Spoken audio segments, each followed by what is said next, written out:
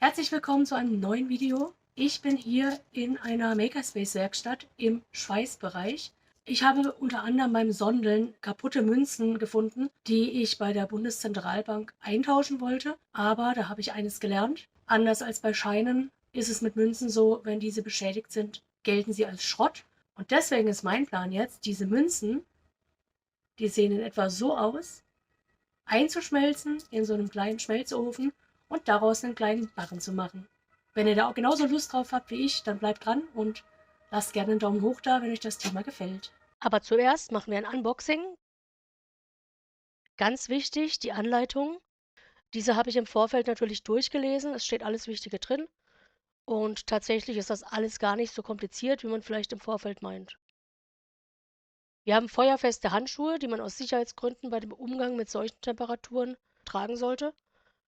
Es liegt auch eine Zange bei, mit der man den Schmelztiegel, indem man das Metall schmilzt, dann auch herausnehmen kann. Wir haben das Stromkabel und wir haben kleine Gussförmchen.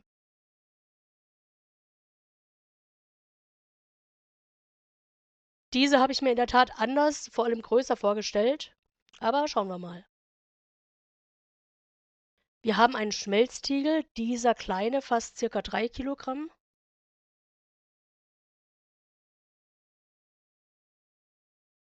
Und wir haben noch einen größeren Schmelztiegel, den packe ich jetzt nicht aus, aber der fasst dann sogar 5 Kilogramm. Es liegen Sicherungen bei, ich hoffe mal nicht, dass ich die brauche.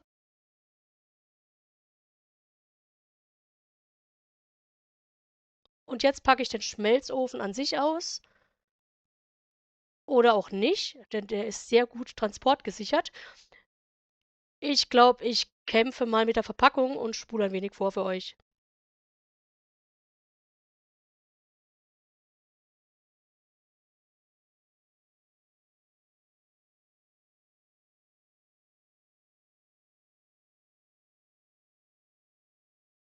Geschafft. Hier haben wir den Schmelzofen. Ich treffe die Vorbereitungen, schließe den Ofen an und stelle die Temperatur ein. Jetzt gebe ich meine kaputten Münzen dazu und muss warten.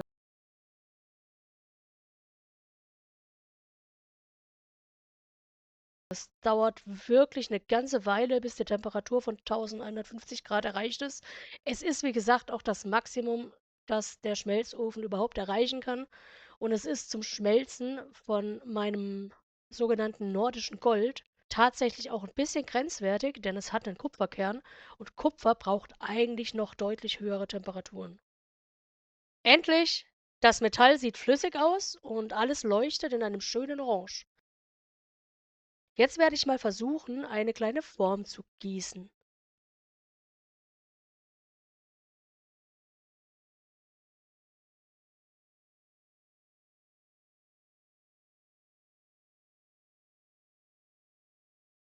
Das ging ja mal schief.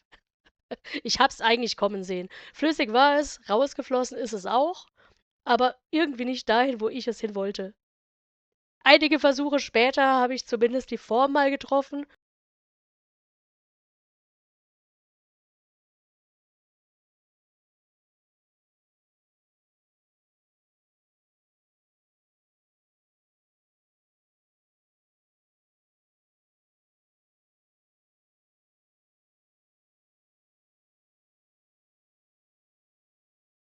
Aber das Ergebnis ist überhaupt nicht so, wie ich es erhofft habe. Die Farbe an sich sieht wirklich schön aus, aber die Form ist, naja. Als kleine Ergänzung, ich habe mir mittlerweile eine größere Gussform aus Stahl bestellt und möchte jetzt einfach auch etwas mehr Metall schmelzen. Dafür habe ich mir ein paar Alureste zusammengesucht und werde diese jetzt im großen Tiegel schmelzen.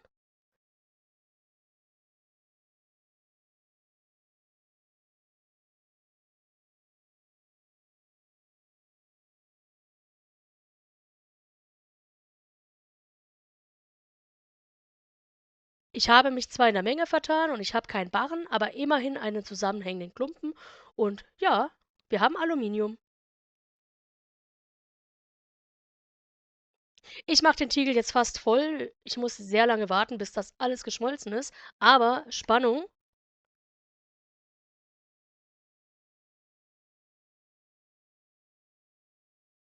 Mein erster Barren! Ich lasse das Ganze im Zeitraffer jetzt für euch abkühlen und versuche danach, den Barren aus der Form zu klopfen.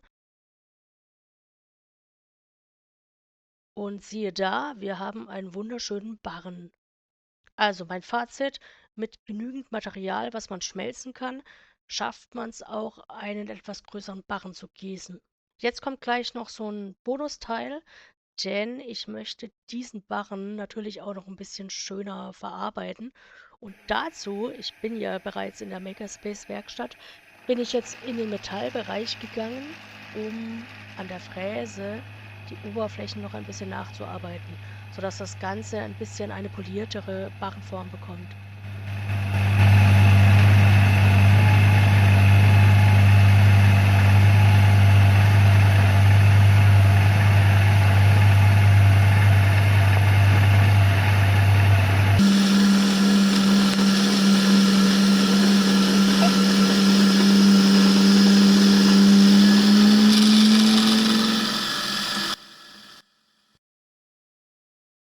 Das ist natürlich noch nicht ganz zu Ende.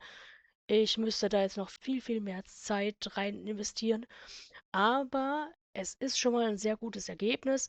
Und da es sich hierbei eh nur ums Testbarren aus Aluminium handelt, beende ich den Test quasi jetzt an der Stelle und freue mich, das Ganze vielleicht mal mit einem etwas anderen, vielleicht hochwertigeren Material wiederholen zu können. Also in dem Sinne, lasst gerne einen Daumen hoch da, wenn euch das gefallen hat und vergesst das Abo nicht und bis zum nächsten Mal.